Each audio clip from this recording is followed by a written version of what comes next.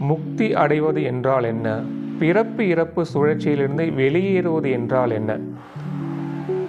நம்மளுடைய ஆத்மா என்பது நம்மளுடைய சுழுமுனைக்குள் அணு அளவில் இருக்கும்.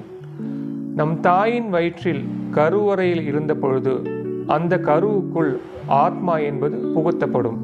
அப்போ ஆத்மா எந்த அளவில் இருக்கும்? அது அணு அளவில் தான் இருக்கும். நாம் உண்ணும் உணவின் மூலமாக நம்மளுடைய உடல் தான் பெருத்திருக்குமே தவிர ஆத்மா எப்படி இருக்கும்? அது அதே அணு அளவில் தான் இருக்கும்.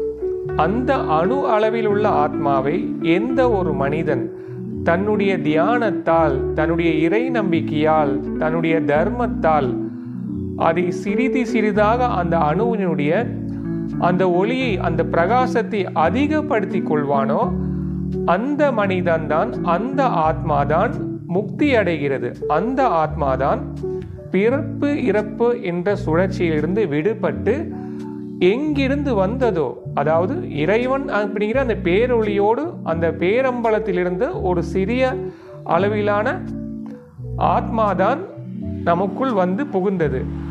அதே இடத்துக்கு போகணும்னா எப்படி போகணும்? நம்மளுடைய முயற்சியின் மூலமாக, நம்முடைய தர்மத்தின் மூலமாக, நம்முடைய இறை பக்தியின் மூலமாக அந்த அணு அளவிலான ஆத்மாவுடைய பிரகாசத்தை அதிகப்படுத்தி கொண்டால் அந்த ஆத்மா வந்து என்ன ஆகும்? வேறு எந்த உடலுக்குள்ளும் வேறு எந்த உயிருக்குள்ளும் அது போகாது. உங்களுடைய ஆத்மா அணு அளவில் இருந்தால்தான் அது வேறொரு உடலுக்குள், வேறொரு உயிருக்குள் நுழைந்து மறுபடியும் வாழும்.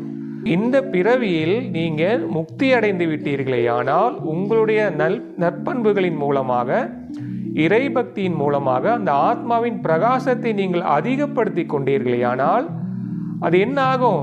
நேராக முதலில் எங்கிருந்து வந்ததோ அந்த பரமாத்மாவோட அந்த பிரகாசம், உங்களுடைய அந்த பிரகாசமான ஆத்மா சென்று கலந்துவிடும். இதைத்தான் முக்தி அடைதல், பிறப்பு இறப்பு சுழற்சியிலிருந்து வெளியேறுதல் என்று சொல்லுவார்கள்.